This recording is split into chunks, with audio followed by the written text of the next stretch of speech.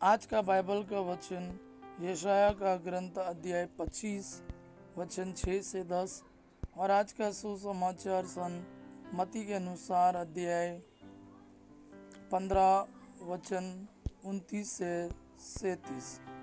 यशाया का ग्रंथ अध्याय 25 वचन 6 से 10। विश्वमंडल का प्रभु इस पर्वत पर सब राष्ट्रों के लिए एक भोज का प्रबंध करेगा।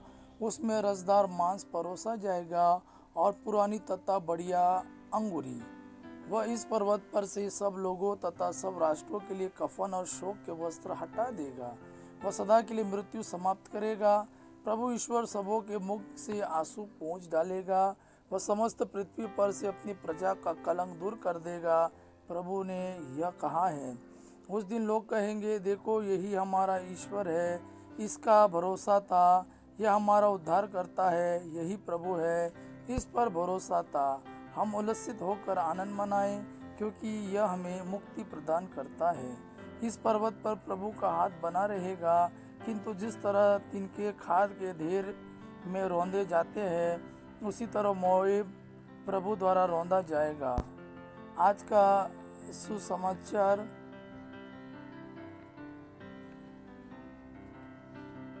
सन मत्ती के अनुसार अध्याय 15 वचन 29 से 37।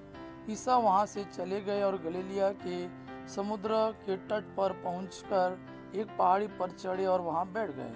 भीड़ की भीड़ उनके पास आने लगी। वे लंगड़े, लूले, अंधे, गूंगे और बहुत से दूसरे रोगियों को भी अपने पास लाकर ईसा के चरणों में रख देते और ईसा उन्हें चंगा करते थे। गूंगे बोलते हैं, लूले भले चंगे हो रहे हैं, लंगड़े चलते और अंधे देखते हैं। लोग यह देखकर बड़े अचंभे में पड़ गए और उन्होंने इज़राइल के ईश्वर की स्तुति की। ईसा ने अपने शिष्यों को अपने पास बुलाकर कहा, मुझे इन लोगों पर तरस आता है। यह 3 दिनों से मेरे साथ रह रहे हैं और इनके पास खाने के लिए कुछ भी नहीं है। मैं इन्हें भूखा ही विदा करना नहीं चाहता, कहीं ऐसा ना हो कि ये रास्ते में मूर्छित हो जाए। शिष्यों ने उनसे कहा, इस निर्जन स्थान में हमें इतनी रोटियां कहाँ से मिलेगी कि इतनी बड़ी भीड़ को खिला सके। ईसा ने उनसे पूछा, तुम्हारे पास कितनी रोटियां हैं? उन्होंने कहा, 7 और थोड़ी सी छोटी मछलियां। ईसा ने लोगों को भूमि पर बैठ जाने का आदेश दिया और वे 7 रोटियां और मछलियां लेकर उन्होंने धन्यवाद की प्रार्थना पढ़ी और वे रोटियां तोड़ तोड़ कर शिष्यों को देते गए और शिष्य लोगों को।